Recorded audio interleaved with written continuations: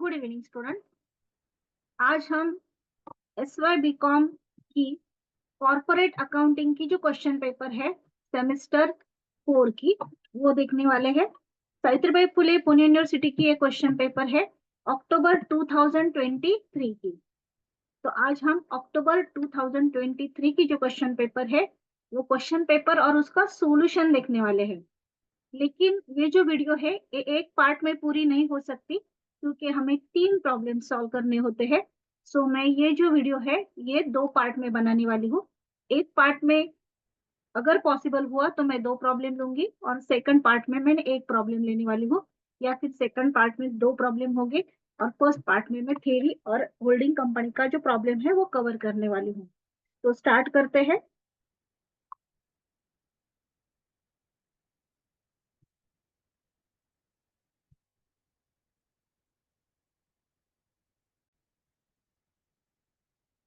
तो पहले हम क्वेश्चन पेपर का जो थ्योरी पार्ट है वो देखने वाले हैं।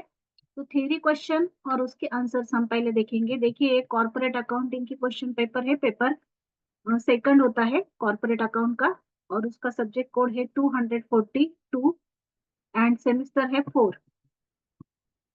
तो फर्स्ट क्वेश्चन कंपलसरी होता है जिसमें सभी ऑब्जेक्टिव टाइप क्वेश्चन होते हैं और क्वेश्चन नंबर 2 से लेकर 4 तक आपको एनी 2 क्वेश्चन सॉल्व करने होते हैं, यानी कि liquidation, holding company account and absorption of company, इन तीनों में से कौन से भी 2 प्रॉब्लम आपको सॉल्व करने हैं। तो फर्स्ट हम थ्योरी पार्ट देखेंगे। तो देखिए फिलिंग द ब्लैंक से एनी 5 आपको सॉल्व करने हैं। तो इनके जो आंसर है मैं आपको पहले क्वेश्चन दिखाती हूँ, बाद में आपको आंसर बताती हूँ। तो देखिए profit earn by subsidiary company before the date of acquisition by holding company is called capital profit. उसके आंसर मैं नीचे वापस आपको देने वाली हूँ, अभी मैं बता रही हूँ। When a new company is formed to take over business of liquidating company, it is called। तो देखिए when new company is formed, जब new company फॉर्म होती है to take over business of liquidating company is called as। तो यहाँ पर होता है external reconstruction। Then winding up of company by an order of tribunal is called as compulsory winding up। Then AS21 stands for, जो AS21 है वो है consolidated financial statement का। Dash utilize accounting, auditing and investigative skill to conduct an examination into finance of an individual or business। तो इसका answer है forensic accounting। In absorption, Dash account is credited with amount of purchase consideration। इसका answer है realization account। Every person who is liable to contribute towards the assets of the company on the event of its being wound up is called as। So every person who is liable to contribute towards the assets of company on event of its being wound up is called as। तो यहाँ पर जो है उसका answer है वो मैं आपको नीचे बताने वाली हूँ। इस तरह से ये 7 फिलिंग द ब्लैंक्स थे और ये ट्रू फॉल्स है, तो उसके आंसर भी मैं आपको डायरेक्ट सभी क्वेश्चंस के आंसर वन टाइम दे रही हूँ। तो ये सभी ट्रू फॉल्स है और ये मैच द पेयर्स है यहाँ पर। तो match the pairs, true false, filling the blanks, इनके सभी आंसर्स मैं वन टाइम बता रही हूँ। और ये है शॉर्ट नोट्स। तो शॉर्ट नोट्स की वीडियो मैंने सेपरेटली पोस्ट की है, आप वो वीडियो देख सकते हैं, प्लेलिस्ट में आपको मिल जाएगी, या फिर मैं जब क्वेश्चन पेपर आपके आएंगे नजदीक तब ये वंस अगेन मैं ये वीडियो पोस्ट कर दूंगी शॉर्ट नोट की।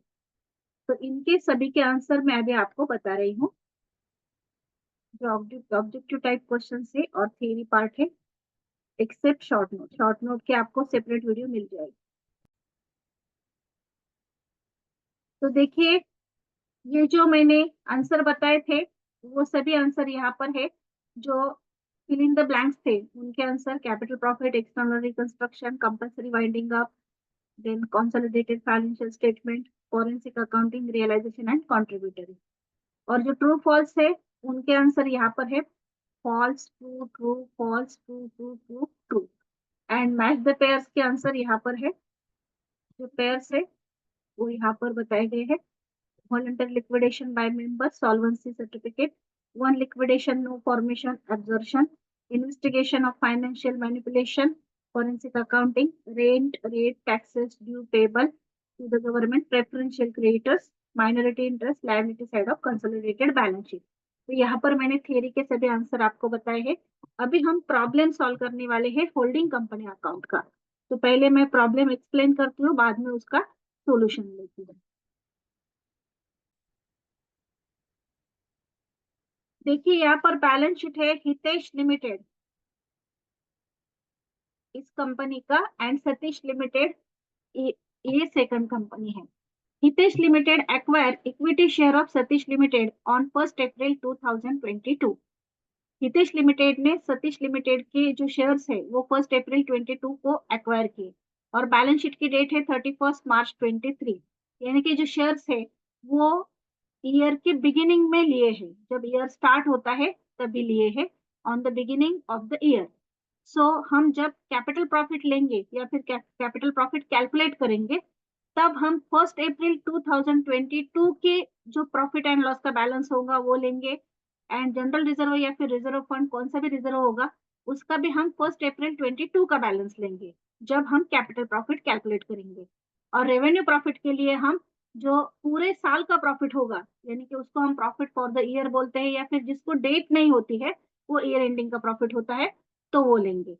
और कैपिटल प्रॉफिट में अगर किसी एसेट का एप्रिसिएशन डेप्रिसिएशन होगा तो वो भी लेंगे। तो पहले हम एडजस्टमेंट चेक कर लेते हैं। तो एडजस्टमेंट में देखिए यहाँ पर सन्डे डेटर्स के ऊपर एडजस्टमेंट है, तो वो हम इंटर कंपनी ओइंस करके लेते हैं 10,000 डेटर्स में से और क्रेडिटर्स में से माइनस होंगे।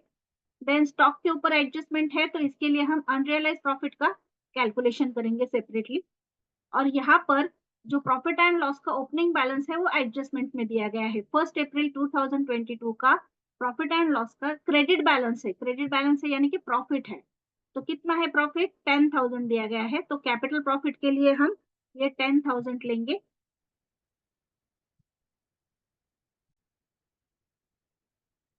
तो हम कैपिटल प्रॉफिट के लिए ये 10,000 लेंगे। और यहाँ पर जो बैलेंस शीट में जनरल रिजर्व हमें दिया गया है, तो ये जनरल रिजर्व का ओपनिंग बैलेंस है, क्योंकि यहाँ पर डेट बताई गई है जनरल रिजर्व की 1 अप्रैल 2022 की। तो ये इसके अनुसार ये भी ओपनिंग है, तो हम जनरल रिजर्व का भी ओपनिंग बैलेंस लेंगे, लेकिन किसका लेंगे?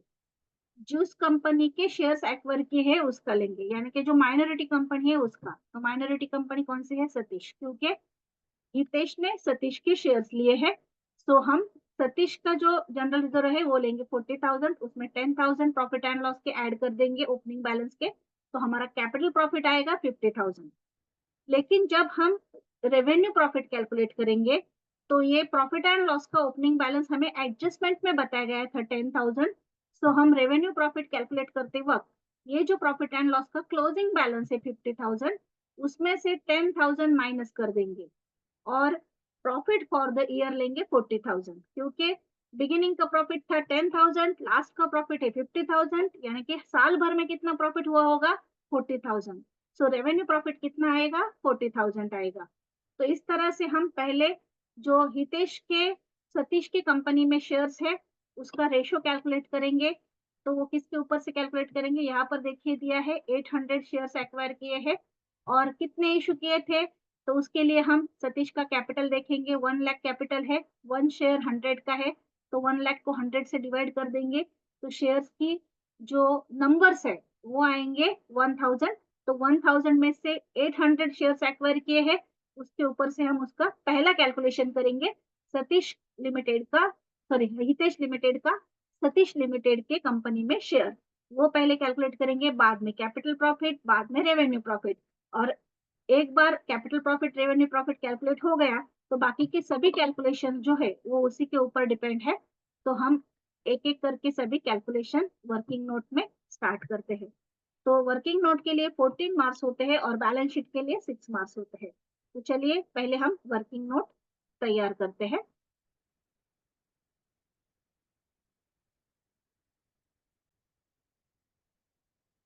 तो पहले आप लिख दीजिए कि किसने किसके कितने शेयर्स लिए। हमने यहाँ पर लिख दिया Hitesh limited acquire equity shares of Satish limited on 1 April 2022।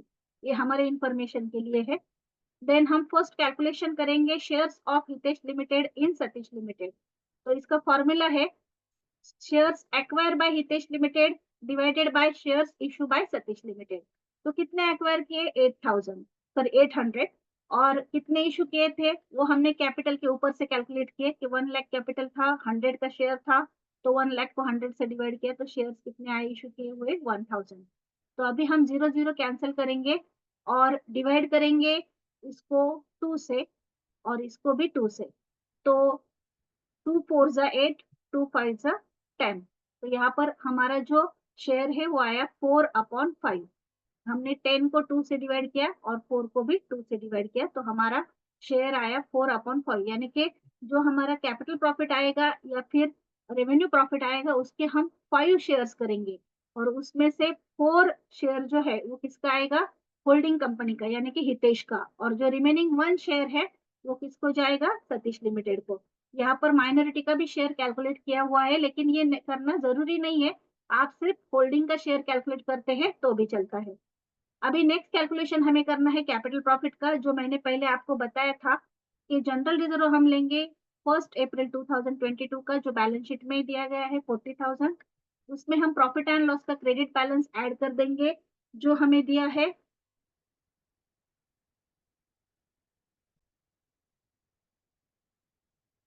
तो प्रॉफिट एंड लॉस का जो एडजस्टमेंट में दिया गया बैलेंस है 10,000 क्रेडिट बैलेंस वो ऐड कर देंगे। हमारा टोटल कैपिटल प्रॉफिट आया है 50,000। अभी ये जो 50,000 अमाउंट है ये हम Hitesh limited and Satish limited में डिस्ट्रीब्यूट कर देंगे। तो कैसे डिस्ट्रीब्यूट करना है? यहाँ पर हमने शेयर निकाला है 4/5 एंड 1/5। तो इस तरह से डिस्ट्रीब्यूट करना है। हितेश लिमिटेड को 50,000 इंटू 4 डिवाइडेड बाय 5 तो वो आए 40,000। और सतीश लिमिटेड को 50,000 divided by sorry into 1 divided by 5 तो आया 10,000। या फिर आप सिर्फ हितेश का कैलकुलेट करेंगे और 50,000 में से 40,000 माइनस कर देंगे और रिमेनिंग अमाउंट सतीश लिमिटेड के सामने लिखेंगे तो भी चलेगा। तो इस तरह से हमने कैपिटल प्रॉफिट दोनों में डिस्ट्रीब्यूट किया है। हितेश को आया 40,000, सतीश को आया 10,000।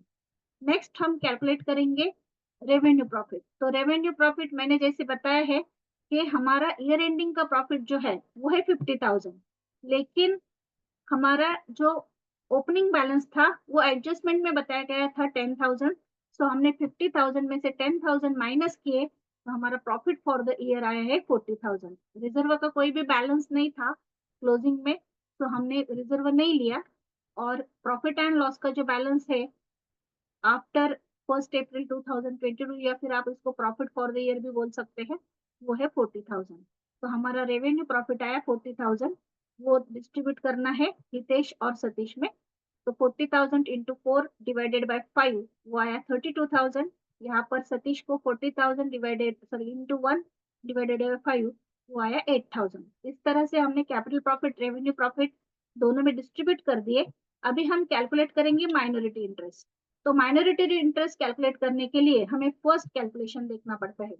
तो देखिए फर्स्ट कैलकुलेशन में जो हितेश लिमिटेड है उन्होंने 1000 शेयर में से कितने शेयर्स लिए हैं? 800। तो जो माइनॉरिटी कंपनी है या फिर सतीश लिमिटेड है उनके पास कितने शेयर्स है? 200 है। और एक शेयर की वैल्यू कितनी है? 100। सो फेस वैल्यू आएगी 200 इंटू 100। और हमें क्या करना है? तो जो कैपिटल प्रॉफिट है एंड रेवेन्यू प्रॉफिट है वो सतीश का उसमें ऐड कर देना है। तो सतीश लिमिटेड का कैपिटल प्रॉफिट है 10,000 एंड रेवेन्यू प्रॉफिट है 8,000। तो इन दोनों को हमें ऐड कर देना है। तो नेक्स्ट कैलकुलेशन है स्टेटमेंट ऑफ माइनॉरिटी इंटरेस्ट। तो माइनॉरिटी इंटरेस्ट कैलकुलेट करने के लिए जो फॉर्मूला है वो है face value of share held by minority. तो उनके पास कितने शेयर्स थे? 200 इंटू 100 फेस वैल्यू आई 20,000। उसमें कैपिटल प्रॉफिट में का शेयर्स ऐड कर दिया 10,000 और रेवेन्यू प्रॉफिट का शेयर ऐड कर दिया 8,000। इस तरह से इनकी टोटल करके माइनॉरिटी इंटरेस्ट आया है 38,000। यहाँ पर हमारा जो फिफ्थ नंबर का कैलकुलेशन है वो कंप्लीट हुआ है। तो हमें क्या करना है? 2 से लेकर 5 तक जो कैलकुलेशन है वो सभी जो है माइनॉरिटी के अमाउंट लेकर कैलकुलेट करने होते हैं। इसके आगे का जो कैलकुलेशन होता है उसके लिए हम सभी अमाउंट जो है वो होल्डिंग कंपनी के लेंगे। तो अभी नेक्स्ट कैलकुलेशन हमें करना है गुडविल या फिर कैपिटल रिजर्व। तो उसके लिए हमें बैलेंस शीट देखना पड़ेगा।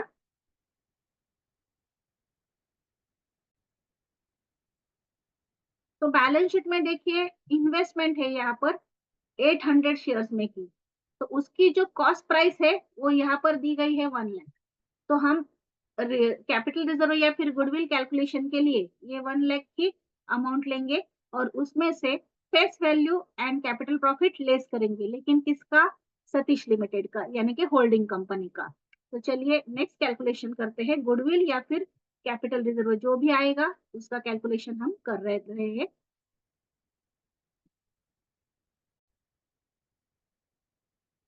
तो देखिए cost price of shares acquire by Hitesh limited वो है 1 लाख। उसमें से उन्होंने जितने शेयर्स लिए उनकी फेस वैल्यू लेस करेंगे। Less face value of shares acquire 800 into 100 तो आई 80,000।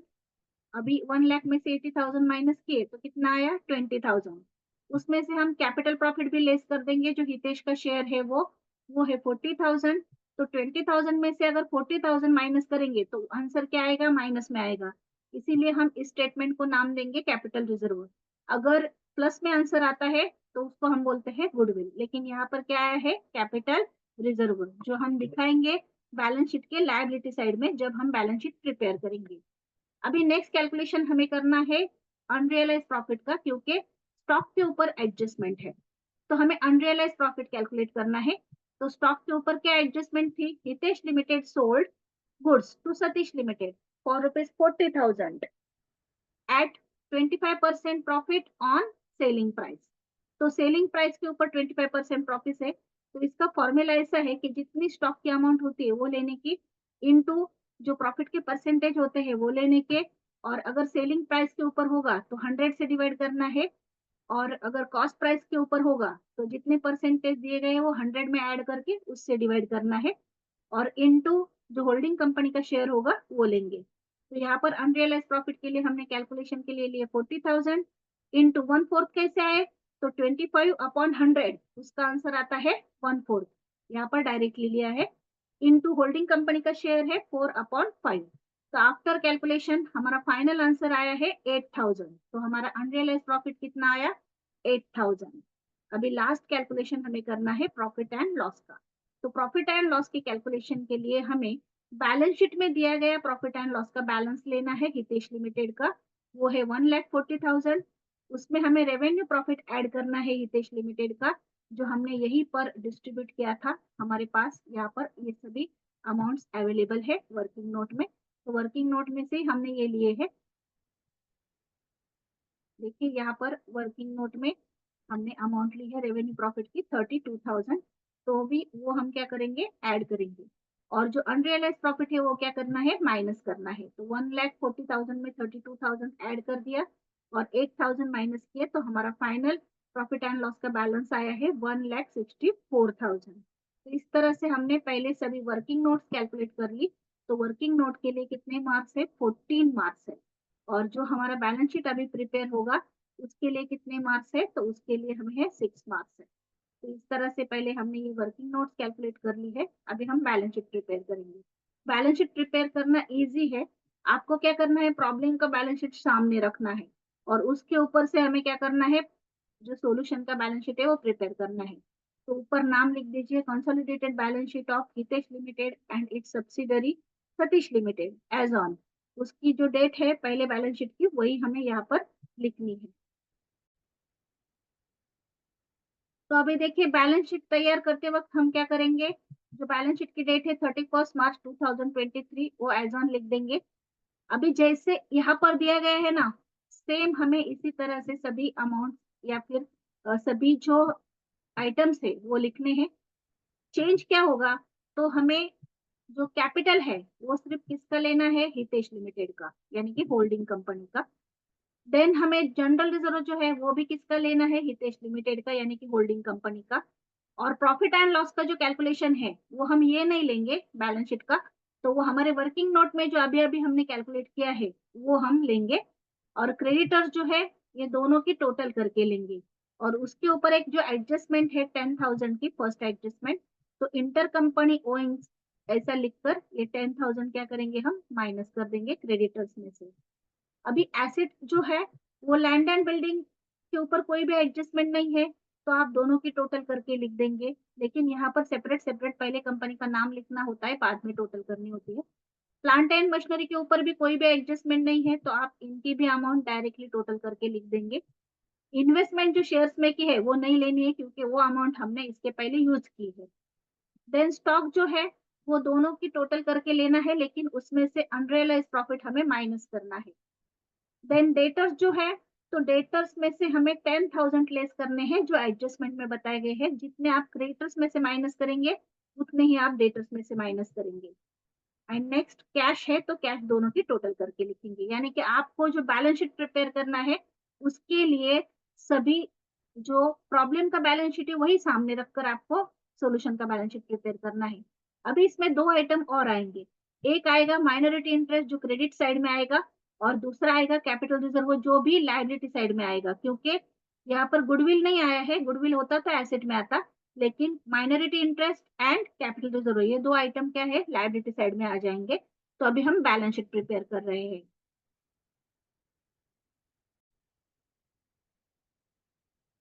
तो बैलेंस शीट के लिए हमने ऊपर लिख दिया कंपनी का नाम Hitesh limited and its in the books of Hitesh limited consolidated balance sheet of Hitesh limited with Satish limited, या फिर consolidated balance sheet of Hitesh limited and its subsidiary Satish limited as on 31 March 2023। अभी बैलेंस शीट के लिए हमें जो कॉलम होते हैं उसी तरह से ड्रॉ करने हैं, liability amount assets amount. Liability side में हम लेंगे शेयर कैपिटल, यहाँ पर थोड़ी सी स्पेलिंग मिस्टेक हुई है, 5,000 इक्विटी शेयर ऑफ 100 इच जैसे दिया गया था उसी तरह से हम लिखेंगे पहले के बैलेंस शीट में। अमाउंट लेंगे 5 लाख जो हितेश लिमिटेड की है। देन हम प्रॉफिट एंड लॉस लेंगे जो हमने वर्किंग नोट में कैलकुलेट किया है 1,64,000। नेक्स्ट हम लेंगे कैपिटल रिजर्व जो वर्किंग नोट में आया था 20,000। जनरल रिजर्व है जो हितेश लिमिटेड का है वही लेंगे हम। देन क्रेडिटर्स दोनों का लेंगे लेकिन टोटल इनर कॉलम में रखेंगे, लेस इंटर कंपनी ओइंग्स 10,000 जो एडजस्टमेंट में बताए गए थे, आउटर के कॉलम में 60,000। एंड लास्ट में लेंगे माइनॉरिटी इंटरेस्ट 38,000, ये वर्किंग नोट में था। तो वर्किंग नोट में से हमने क्या क्या लिया, प्रॉफिट एंड लॉस अकाउंट लिया, कैपिटल रिजर्व लिया और माइनॉरिटी इंटरेस्ट। अभी एसेट साइड, एसेट साइड में लैंड एंड बिल्डिंग दोनों कंपनी के नाम लिख दीजिए, हितेश लिमिटेड सतीश लिमिटेड। इसके ऊपर कोई भी एडजस्टमेंट नहीं है, तो टोटल करके आउटर में 2,40,000। Plant and machinery Hitesh limited Satish limited, इसके ऊपर भी कोई भी एडजस्टमेंट नहीं है, टोटल करके आउटर में 3,60,000। Stock Hitesh limited Satish limited, लेकिन इसके ऊपर एडजस्टमेंट है, सो हमने इनकी टोटल इनर कॉलम में लिखी, लेस अनरियलाइज प्रॉफिट 8,000 जो एडजस्टमेंट में आया था वो लेस किया, आउटर में 1,22,000। डेटर्स हमने लिए दोनों के इनर कॉलम में 60,000 30,000 90,000, उसमें से हम इंटर कंपनी की जो एडजस्टमेंट थी फर्स्ट एडजस्टमेंट वो हमने 10,000 माइनस किए, आउटर में 80,000। एंड लास्ट में कैश ली हितेश लिमिटेड की 60,000 सतीश लिमिटेड की 20,000, आउटर में 80,000 और बैलेंस शीट टैली कर दिया। बैलेंस शीट टैली होता है 8,82,000 को। इस तरह से हमने ये प्रॉब्लम कंप्लीट किया है। 7 वर्किंग नोट थी तो ईच वर्किंग नोट को 2 मार्क्स थे, तो 14 मार्क्स की वर्किंग नोट हुई और बैलेंस शीट जो है वो 6 मार्क्स का था। तो यहाँ पर हमारा प्रॉब्लम कंप्लीट हुआ है। हमने पहले वर्किंग नोट ली, बाद में ये बैलेंस शीट प्रिपेयर किया है। अभी नेक्स्ट जो 2 प्रॉब्लम्स है वो मैं नेक्स्ट पार्ट में लूंगी। Thank you. और हाँ, आपको सभी को एक नोटिस है कि इस वीडियो के डिस्क्रिप्शन बॉक्स में आपको SY बीकॉम के कॉर्पोरेट अकाउंट की सभी वीडियोस की प्लेलिस्ट मिल जाएगी। Thank you.